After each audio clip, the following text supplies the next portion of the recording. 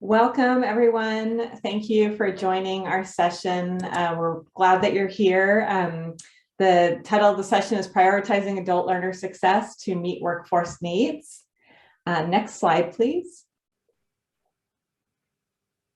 I'm going to have our panelists introduce ourselves. I'm Jodi Lewis. I'm Director of Strategic Initiatives at the Success Center at the Foundation for California Community Colleges. Hi, I am Sujan Jez. I'm the Executive Director of California Competes. We're a higher education policy research and advocacy organization. Hello, everyone. Aisha Lowe, Vice Chancellor of Educational Services and Support at the California Community College's Chancellor's Office. Hello, everybody. My name is Kate Mahar. I'm the Dean of Innovation and Strategic Initiatives at Shasta College and also Director of a new program called Scale. Great, thank you. Next slide, please. So the topics that we're going to cover today, we're going to talk about the equity imperative to center adult learners in California to meet workforce needs. We're going to provide you an example of how we took a networked approach to address the issue. And then we're going to have an example of how one of our institutions is leading the way. Next slide, please. So in 2008, there were several seemingly disparate student success efforts. 2018, sorry. There were several seemingly disparate student success efforts underway. And at the time, there was a steady drumbeat in the field to close achievement gaps, increase attainment, and support transition to living wage jobs by being more student-centered. And one population that was emerging front and center at the time was so-called non-traditional students, those learners who were aged 25 and up who did not have post-secondary credentials.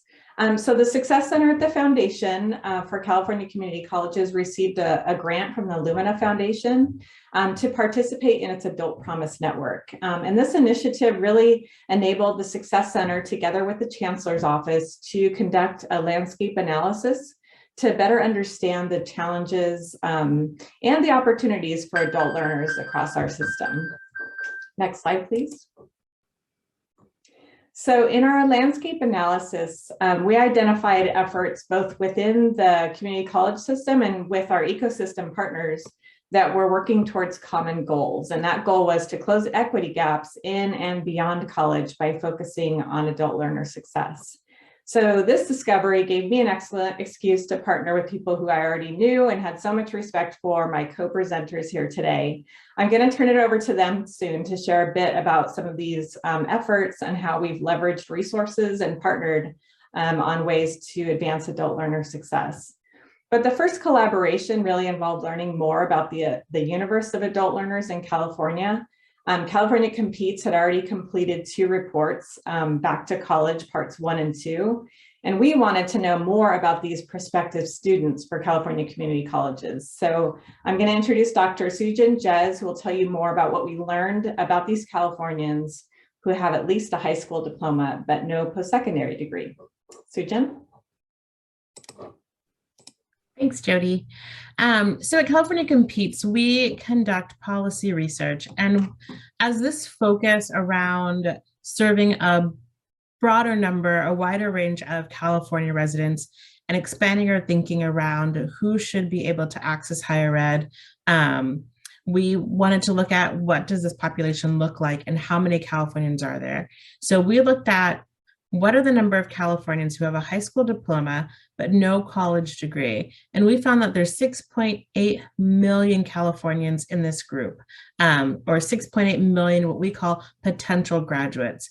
And they're mostly people of color. So this builds off of our growing understanding around the uneven opportunities that Californians of color face in accessing higher ed. So as you can see at this chart on the right side, the red is no college, blue is some college, the orange is associate's degree, and that yellow goldenrod color is bachelor's degree. And you can see those who have no college are predominantly Latinx, Native American or Alaskan Native, Pacific Islander, And you see also overrepresentations for the some college population amongst Black Californians, again, Native American or Alaska Native, and Pacific Islander Californians. So the work in addressing these populations is not only critical for our state's economy and communities, but also is a strong equity imperative and moral imperative to serve those not well served currently. So as we try and have higher ed shift its thinking from focusing on the traditional straight from high school student to those who either were on that route but didn't complete a degree or were not able to access college immediately after high school, we're opening up higher ed to these 6.8 million Californians. Next slide. So we began to dig deeper into, who are these potential graduates. So about 50% of Californians ages 25 to 54 are potential graduates, but they are overrepresented in populations that are financially struggling. So there's 74% of those receiving public assistance, 72% of those without health insurance, 68% of those in households earning less than a living wage, and 63% of those without high-speed internet access. In the chart in the center, you can see unemployment rates, and across race and ethnicity, potential graduates are much more likely to be unemployed than their college graduate peers. And you can also see dramatic differences by race and ethnicity. The gap between the unemployed potential graduates and unemployed college graduates is greater for Native American, Alaska Native Californians, for Black Californians, for those that are listed as other or two or more races. Next slide. Moreover, we see that potential graduates are not evenly distributed across our state. So in this map broken down by regions, you can see the darker shades indicate that there's a larger percent of the population made up of potential graduates, and the lighter colors have smaller proportions of their population made up of potential graduates. So you can see in the far north and the inland or eastern parts of our state, we have many more potential graduates. And you can see those dots, the orange, green, and red dots represent public college and universities in our state. You can also see that these potential graduates are not living near the bulk of our public colleges and universities. Next slide. So thinking about, we have these 6.8 million Californians who don't have a college degree, but do have a high school diploma. We also wanted to understand what's the demand for higher ed. So in another survey, we analyzed this, and we found in our report called Get Ready, we found there's 5.1 million California adults who plan to enroll in college in the next 2 years. That's 1 in 5 California adults. And again, we look at this across California's diverse regions, and you see dramatic differences by region in the demand for higher ed. So the darker the color, the darker red, maroon, indicates a greater proportion of Californians who say they intend to enroll in the next 2 years, and the lighter color means they do not intend to enroll in the next 2 years. So you can see in the Central Valley in California and the Inland Empire, we have much larger numbers of students or Californians who intend to enroll. Next slide. So now we're looking at another breakdown. What we find is this demand for higher education is strongest among Latinx, where 1 in 3 Latinx Californians say they intend to enroll in higher ed in the next 2 years. And when we looked at the breakdown by regions, those regions with the greater proportion of Latinx residents are those that have the highest demand. So what we're finding is this regional interest closely tracks the Latinx population share. These data help us understand and reveal the equity imperative in focusing on the adult learner population and adult learner attainment. Now I'll turn it over to Dr. Aisha Lowe to talk about how the data helped inform efforts within the California community colleges. Thank you very much. Next slide, please. So I'm going to talk briefly here about some of the work happening within the California Community College system with this focus on state level efforts to benefit those adult learners. As Dr. Sujanjis was just talking about, this is an increasing population, and it's going to be essential that we focus on this population as we continue to advance programs for our system. Next slide, please. I'd like to begin here with our vision for success, which is our North Star and our guiding light within the California Community Colleges system. And as you see within this visual, really overlays the goals that we have set for the vision for success, overlaying that with the guided pathways pillars, as well as the 3 key levers that we're able to maximize as a state office. And what you see here is really the strategic direction for the 116 colleges that we serve here, and really calling on our colleges to increase industry valued credential attainment and reduce equity gaps among the other goals that you see here. And our focus on older adult learners is absolutely critical in order for us to meet these needs and fulfill these goals. There's a projected decline in high school graduates, through at least 2037. So that population of traditional college student is diminishing and is projected to continue to diminish. And that means then that our colleges are going to have to diversify their pipeline of prospective students, and we're going to have to focus specifically on these older working adults. As you just heard, right, data shows us that there are 6.8 million Californians between the age of 25 and 54 without degrees. And so it's going to be very important that we establish policies and procedures and programs focused on that students, as that is an important enrollment and talent pipeline. We also need to focus in on older working adult students to close equity gaps. More than half of the currently enrolled and prospective adult learners are persons of color.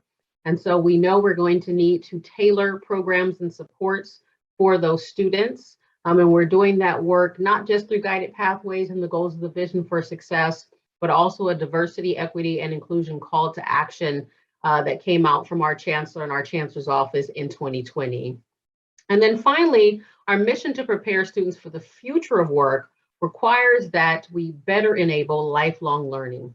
Right, we are living within an economy that is different than a traditional economy.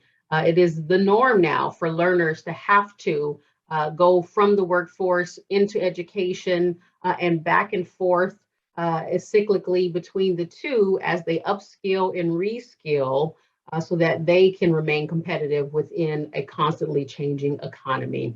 And so it's important that we provide those opportunities for those working adults. Next slide, please. So as this all comes together, we here at the California Community Chancellor's Office really do see an imperative to innovate, that this is a necessity and not an option if we want to remain relevant and to continue to have the offerings that are necessary to serve the students that are coming to us. And so we're really doing this work with some of these principles in mind to guide our efforts for optimizing opportunities for older adult learners. Those learners that need high quality, affordable, and self-paced options. We will need that, and that will be essential that we have those offerings if we want to truly close equity gaps. We know that those working adult learners need flexibility. They need opportunities to engage in learning in the evenings or on the weekends to flex with their lives where they have full-time jobs and families that they are raising.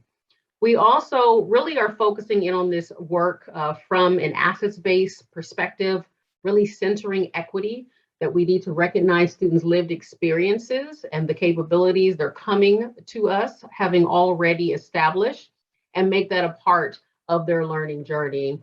And also that we must evolve in order to continue to be the engine for economic mobility within California that our colleges were designed to be.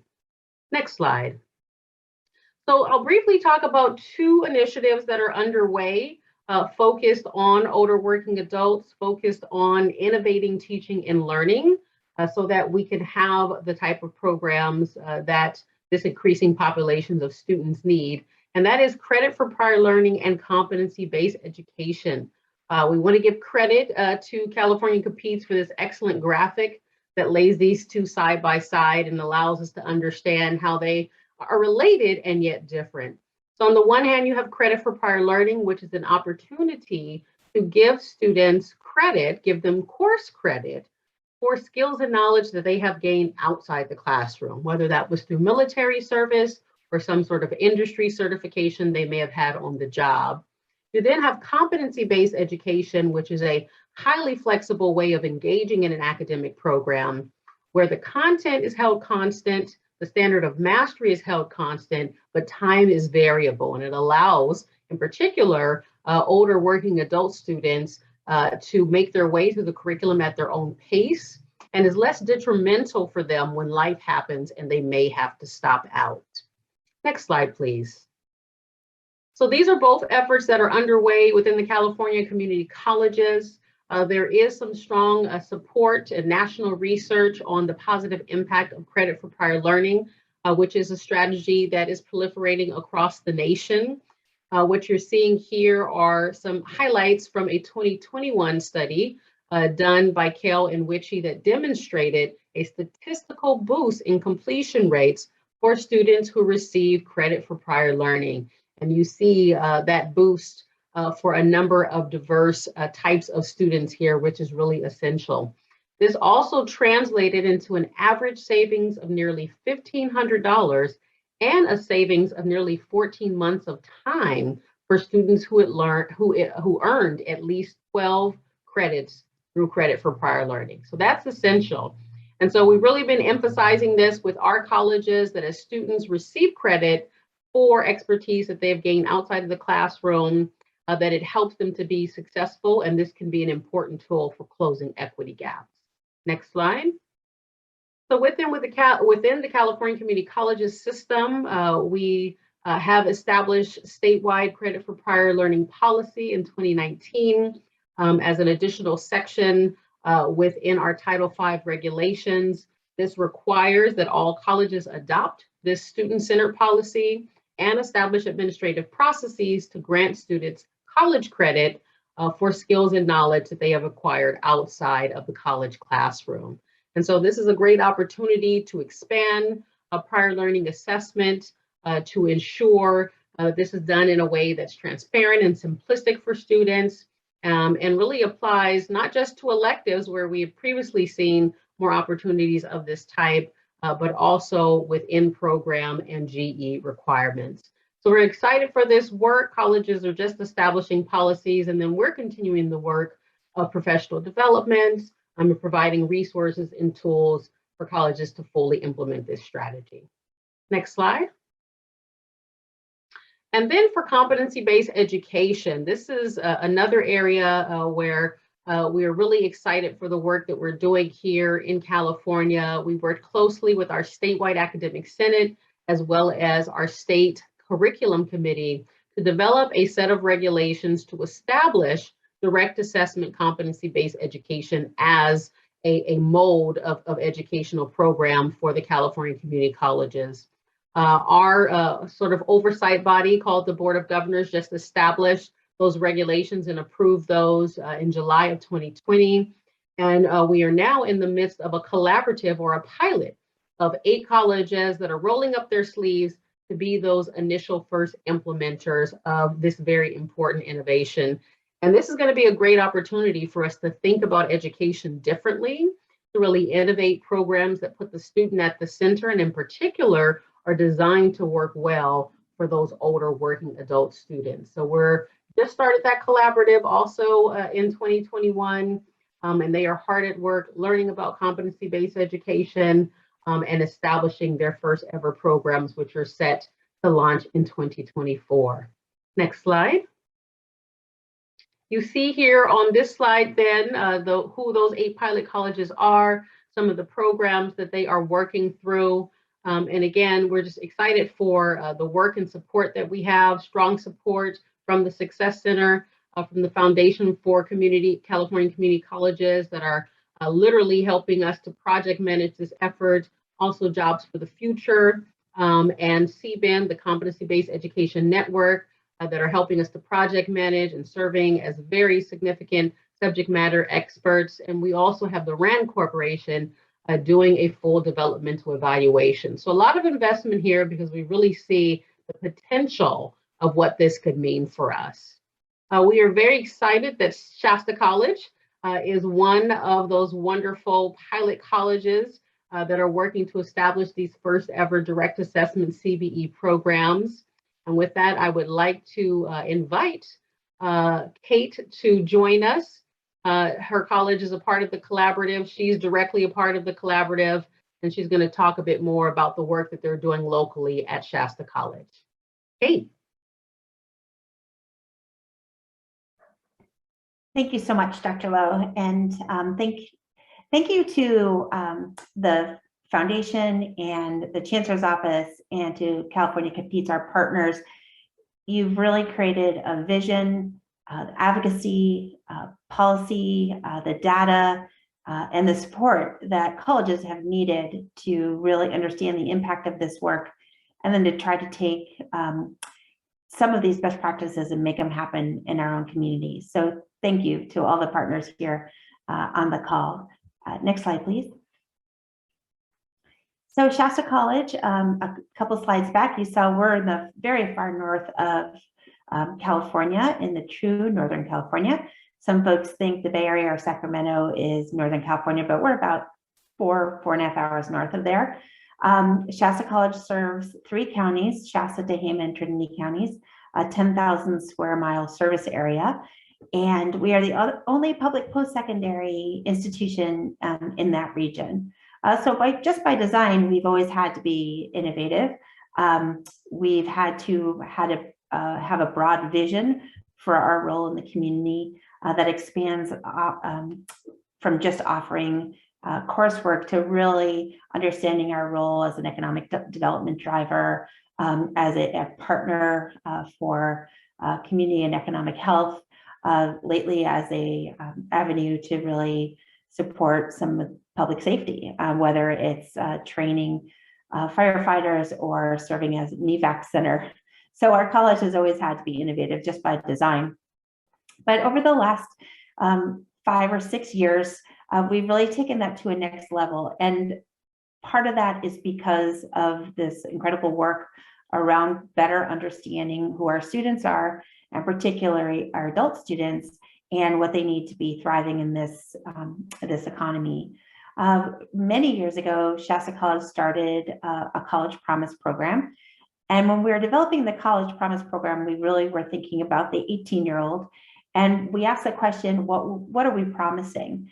And for the 18-year-old student, the student transitioning from high school, the promise was that our courses would be accessible, folks would understand how to enroll, we'd have the courses available, they could get through towards to completion efficiently. The courses would be available, and we'd help them in their next step. That was important for starting our College Promise program at that time. But when we really think about adults, we have to change the promise. What we're promising to the adult learner is that we see you, basically. We see what you bring, what you're balancing, that you're working, that you may be caretaking, that programs offered between 8 and 5 that change every day. Monday, Wednesday from 1 to 3, and Tuesday, Thursday from 9 to 11 is just not going to work for an adult that is balancing lots of responsibilities outside the classroom. That vision was really started, or the commitment to look at our adult learners, because of research from California Competes and Lumina Foundation really helped us to recognize that 1 out of 3 adults in our communities had actually started college but didn't finish. So 1 out of 3 folks in our service area had some college and no degree. They were committed to earning a credential, and yet they didn't get across the finish line. And that's significant for us because 1 out of 5 Californians have some college and no degree, and 1 out of 5 nationwide. And yet our region, we really needed to untangle that. What were we doing or not doing that was preventing that completion? So we brought together a group of folks across the campus to take a look at our ability to serve adult learners. We did surveys with the help of Kale and recognized some key things.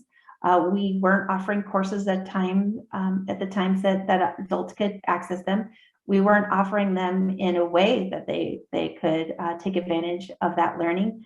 A lot of our offices were only open from 8 to 5, making it very difficult for someone to come in and learn about financial aid or get their transcript evaluated or really create a plan that would get them where they wanted to go as quickly as possible. So from the work, we recognized that we had a lot of learning to do, and we also realized we couldn't do it ourselves. So big commitment up at Shasta College was to find other folks that were doing the work and to partner together to develop these best practices.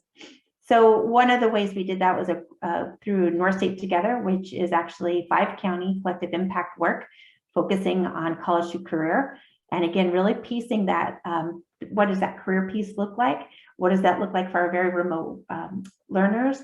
How do we get them engaged in the campus in a way that works for them? And how do we tie that work to the jobs that will take care of families and benefits in our region? When we really dug into working with the adults, we also recognized how much credit that they were, or knowledge they were bringing to our campus. So the focus on the adult really shed light on the importance of credit for prior learning. These folks were bringing such incredible skills and abilities that we really needed to figure out how to build that into the pathways we're creating. So our first step on the journey was to create a program called ACE. ACE is Accelerated College Education. And what ACE did was develop a program that adults could access. We centered the courses either in the evenings or online. We found that a lot of adult students were hesitant about the online component at first and really liked that face-to-face. But as soon as they started feeling comfortable with each other and with the coursework, they were more likely to access some of our online courses. But we built the ACE program in pathways. We had consistent schedules. We shortened the courses to 8 weeks. It's a lot less likely that life is going to happen in an 8-week period.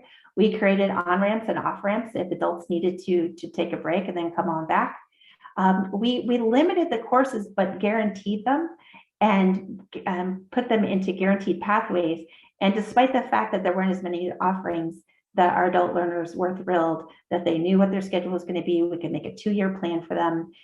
We could substitute for the coursework they did bring or for credit for prior learning to get them through that pathway more quickly. So our ACE program has been through a lot of iterations, and starting in January, we're going to actually do a lot more work for parenting adults. So we're really making sure that we have real strong avenues for families as well. Thanks to all the partners here on the call. We've also been lucky enough to be chosen to be part of this competency-based education pilot. And again, one of the things that the Chancellor's office has just done so well is set a strong vision, really promote innovation, and then invite folks that are ready to take the plunge, if you will, through pilot funding, through professional development, and through incentives that invite people to the table rather than mandate change. That's really worked really well for our college, and we were excited to be part of this competency-based education pilot. It's harder than we thought. We recognize how ingrained we are in the clock hour. We have to untangle that learning and really start thinking about competencies instead of degrees and units and some of those proxies for what we're learning. But what we found was really interesting is our employers, they always talk in competencies. Their job descriptions, what they're seeking, it's always based on competencies. So they've been just such a great partner to have at the table. We continue to focus a lot on guided pathways. We were so lucky also to be part of Degrees When Due, when we got to actually look at the last 5 years of the amount of students that started that met degree thresholds, left without completion, and we got to really dig into why. We had some curriculum requirements that are unclear or were no longer relevant, and we some of it was around what I was talking about with not having courses offered at the time that students could access them. So we really, through Degrees of Do, got to dig into some of those barriers and make changes that'll help students, and then also invite students back towards completion. We've been working hard on a program called BOLD, because we do engage adult students. They're often place-bound. They have families, they have jobs, they run businesses. The option of moving away to access a BA program at one of our great CSU partner schools isn't an option. So we developed BOLD to give them that support where they can get access to Shasta College resources while they're partnering with the CSU to complete that degree. And then, of course, thanks to the Chancellor's office and the foundation with the great work of California Competes, we've pretty much eliminated those remediation requirements that kept people swirling. And then, of course, the student-centered funding formula just gives us another incentive to do what's right for students. We wanted to do what was right first, and it's nice to be rewarded for that as well.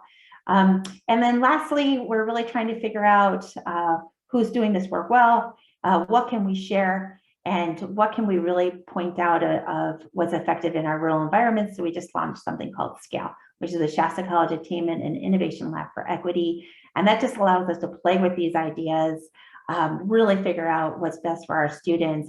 And when we find something that works well with our students, just our commitment to share with other folks that are trying to do that work as well. So our promise has changed. Our promise to adults is not only access, but completion with degrees that will honor them and all the responsibilities they have, the learning they brought. It will get them either upskilled or into that degree or onto that educational goal that they're seeking. So that's what's happening at Shasta College, and it's just really nice to be here. Thank you so much.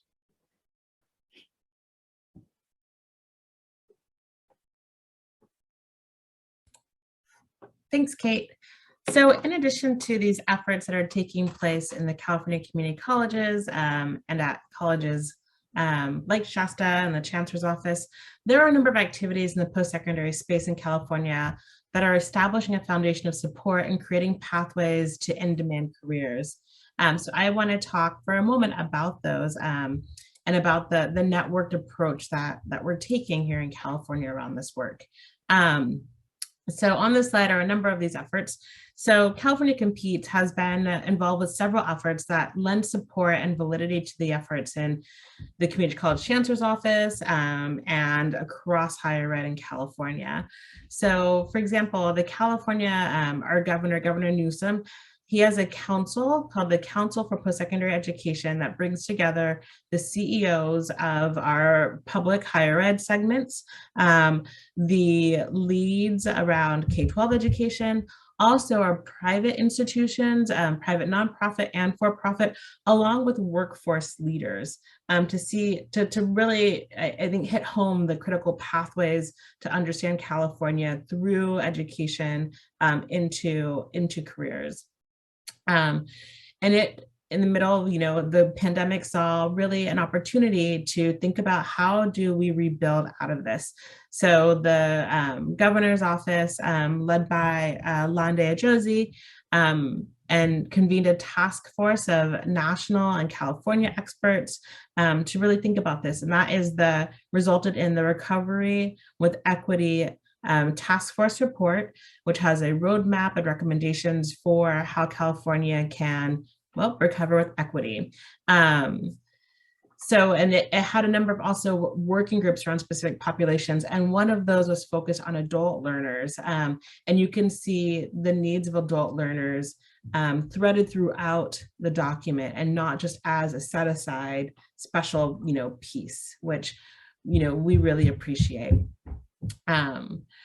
We continue to work with the governor's office in advocating for reforms of our state-based aid system, the Cal Grant, which could help more adult learners cover the true cost of college in California. And to support the system's credit for prior learning and competency-based ed work, which Kate just talked about, we've also worked with fellow advocacy orgs on the Californians Deserve Credit campaign. And this partnership included giving a platform for college leaders to speak about their efforts and to really highlight the ways that Californians are doing college level work but may not be getting recognized, and how that's harmful for not only the individuals, but for higher ed and the workforce. And then in our 2021 report, Get Ready, that I shared some data from, it laid the groundwork for stakeholders to understand the prospective learners and what is coming, what the demand is across the state, and what we can do to further their education. So in all of these activities, we're trying to support the substantial work in the Chancellor's office and at colleges like Shasta. Next slide. All right, all these coordinated strategies we just discussed aim to create a system shift to better support adult learners, their success, increase attainment of industry valued credentials and degrees, and strengthen career pathways.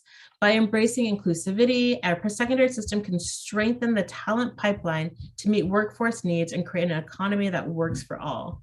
If you want to learn more about either our collaborative or individual efforts, I've shared our contact information on this slide here.